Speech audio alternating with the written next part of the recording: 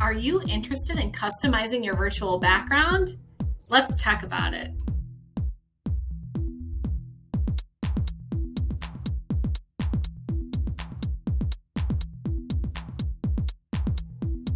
Virtual backgrounds can be great.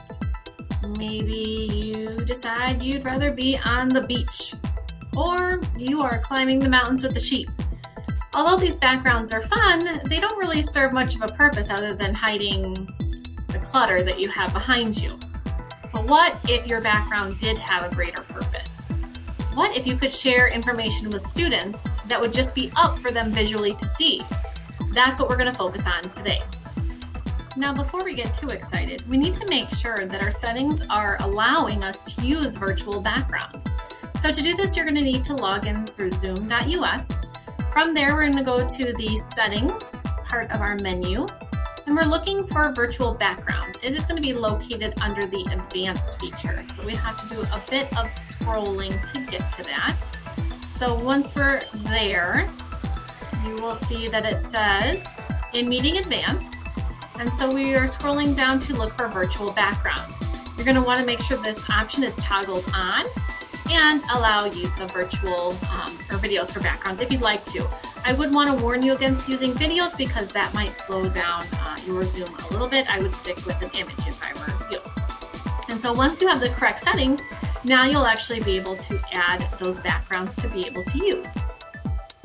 Now, once you're actually in your meeting, this is where you'll be able to turn on the settings so that you can see your virtual background. To do that, you're going to go down by the video, and you should see a little caret there for a menu. We're going to click on the Choose Virtual Background. Now, I've added some here. You probably don't really have any there yet, but to add it, all you have to do is click the little plus sign here, and you can add an image that you have saved to your files. From there, you'll be able to upload it. And so here I have an example one that I've created. Yours might look like this when you first sign on, so if that's the case, you might need to mirror your video to make sure it looks clear. Now, once you've selected that, you can close out, and as you can see, you're all set. So if you wanted to, you could have different backgrounds for different parts of your day. Perhaps you're going to be showing what pages students should be on for their math lesson. Perhaps you're going to be showing the phonics that you're currently working on with Sunday Phonics. Whatever the case may be, it's nice though to have that visual behind you, and yet the kids can still see your face as well. Now, it's not a perfect system. There are some issues. If I try holding up things, you can see sometimes they disappear. So just know that this is a tool. It's not a perfect tool to use, but it definitely has its benefits, and I think that it could really help students have that visual piece that they need. So you're probably wondering, where can I get these templates at to be able to use as my virtual background? Well, if you visit your zoom.us, and at the top, if you go to Resources and scroll down here to Zoom Virtual Backgrounds, you will see a bunch of options located here.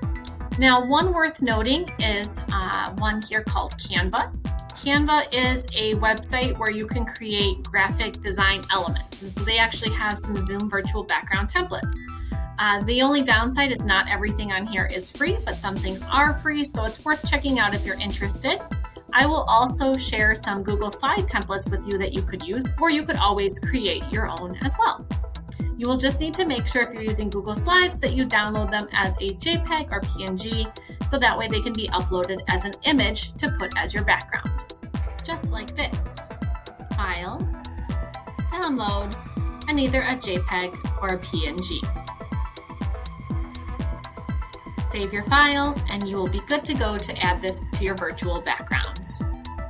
Thank you so much for joining me for Tech About It Tuesday. Stay tuned for next week where we'll learn another tech tip.